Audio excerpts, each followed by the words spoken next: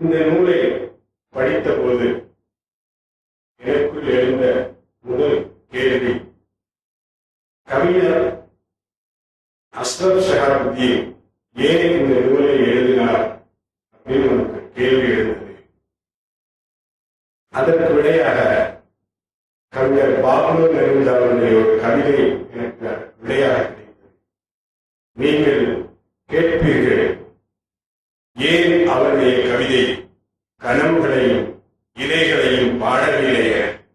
நீங்கள் கேட்பீர்கள், ஏன் அவருடைய கவிதை கனவுகளையும் இலைகளையும் பாடவில்லையே? வந்து பாருங்கள் குருதி படிந்த வீதிகளை, வந்து பாருங்கள் குருதி படிந்த வீதிகளை என்கிற நெடுந்தாவுடைய கவிதையின் விடையாக இந்த நூல் முழுக்க குருதி படிந்த வீதிகளை சிந்திய ரத்தங்கள் ஒவ்வொரு பக்கமும் இருந்திருந்தது என்பதை எனக்கு அந்த கேள்விக்கு விடையாக கிடைத்தது. அதே போல என்னை தீயில் இறைந்தவர்கள் அப்படிதான் என்னுடைய கவிதை.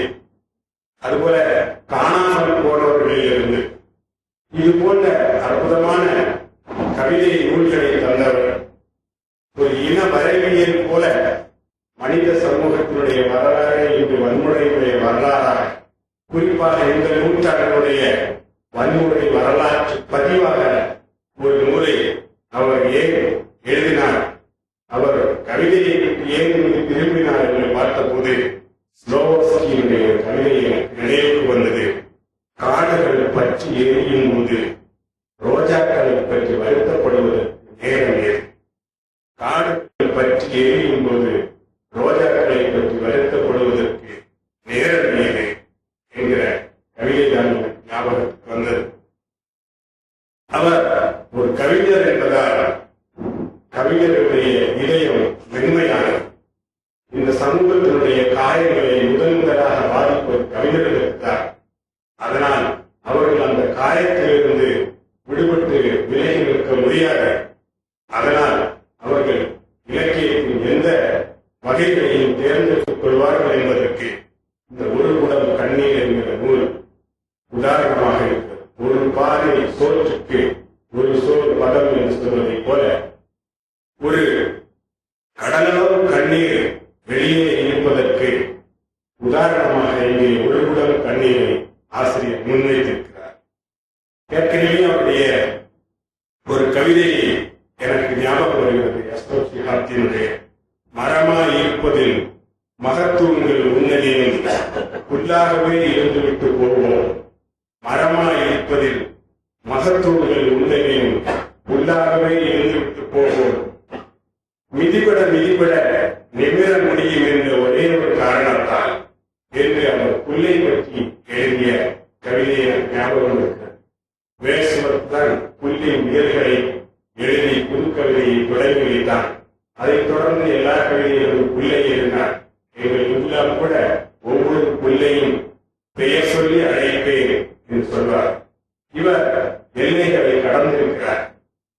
இங்குலாவுடைய ஒரு கவிதையில் வரும், பறவைகளோடு எல்லை கடப்போம் அப்படி அமைதி புறா ஆக இருக்கிற கவிஞர்கள் இந்த உலகத்தில் எல்லா எல்லைகளையும் தாண்டியும் எல்லா எல்லைகளும் வன்மையால் உருவாக்கப்பட்டது என்பதை இந்த புத்தகம் ஆவணமாக்கியிருக்கிறது. இந்தியா பாகிஸ்தான் என்கிற பிரிவினையின் போது ஏற்பட்ட வழிகளை பதிவு செய்த மண்டோருடைய படைப்புகளை நினைவுபடுத்துவதாக இந்த புத்தகம் அமைந்திருக்கிறது. நண்பர் ஆலோசனாவாஸ் குறிப்பிட்டது போல வீரப்படை தேடுவதற்காக அரசு நடத்திய ஒரு காட்டு வேட்டையினுடைய பதிவுகள் சோழகர் தொட்டி என்கிற ஒரு படைப்பாக வெளிவந்திருப்பதை நாம் பார்க்கின்றோம். அங்கெல்லாம் அரசு வன்முறை பதிவாக இருப்பதை இலக்கியமாக்கப்பட்டிருப்பதை போல ஒரு இலக்கியமாக இந்த வன்முறைகளின் வாக்குமூலங்களை பதிவு செய்திருக்கின்ற அஷ்ரப் ஷஹாபுதீனுடைய தன்மையை நாம் பாராட்ட வேண்டிய ஒரு கட்டாயம் இருக்கிறது. இங்கே சானவாஸ் அவர்கள் குறிப்பிட்டார், 9.5 ஆண்டுகள் சிறையில் விசாரணை கைதியாக வைத்துவிட்டு கடைசியில் எந்த ஆதாரமும் இல்லை, இவர் செய்ததற்கு இவர் மீது சாட்டப்பட்ட குற்றங்களுக்கு எந்த ஆதாரமும் இல்லை என்று ஒரு மனிதர்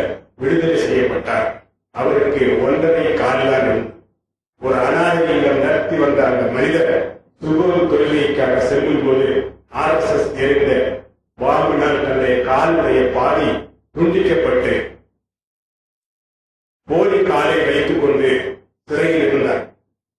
எவ்வளவோ அரசு முயன்ற பிறகு கூட எந்த ஒரு ஆதாரமும் அவர்களால் ஜோடிக்கப்படவில்லை. அதற்கு பிறகு அவர் விடுதலை செய்யப்பட்டு அவருடைய சொந்த ஊருக்கு திரும்பிய பிறகு கன்னடாவில் பாரதிய ஜனதா ஆட்சி வந்த பிறகு இன்னொரு கதை ஜோடிக்கப்பட்டு 9 ஆண்டுகள் அரசு சிறையில் இருந்தவரை அரசுடைய கண்காணிப்பில் தான் இருந்தாலும் இன்னொரு கதை ஜோடிக்கப்பட்டு அவர் கன்னட சிறைக்குள் வாழ்வதை பார்த்தார். ஒரு உதாரணம், அப்போது குவாண்டனமா முதல் தீகார் வரை இங்கே நடக்கிற வன்முறையினுடைய கதைகளில் எல்லாம் கண்ணீரும் அரசு வன்முறையாகத்தான் இருக்கிறது என்பதை இந்த புத்தகம் நமக்கு எடுத்துக்கொண்டே இருக்கிறது, சொல்லிக்கொண்டே இருக்கிறது. எல்லா போர்களிலும் மனிதர்கள் தான், மக்கள் தான் தோற்கடிக்கப்படுகிறார்கள் என்று சொல்வதை போல எல்லா வாதங்களிலும் சரியாக இருக்கும் என்றால் அதை எல்லோரும் தீவிரமாகத்தான் முன்வைக்கிறார்கள். அதைத்தான் தீவிரவாதம் என்று சொல்லப்படுகிறது. ஜனநாயக நாடுகளில் நடக்கிற ஜனநாயக படுகொலைகளை எப்படியெல்லாம் இருந்து கொண்டிருக்கிறது என்பதை இங்கே ஒவ்வொரு கதைகளாக அடுக்கி வைக்கப்பட்டிருக்கிறது என்பதை நாம் பார்க்கிறோம்.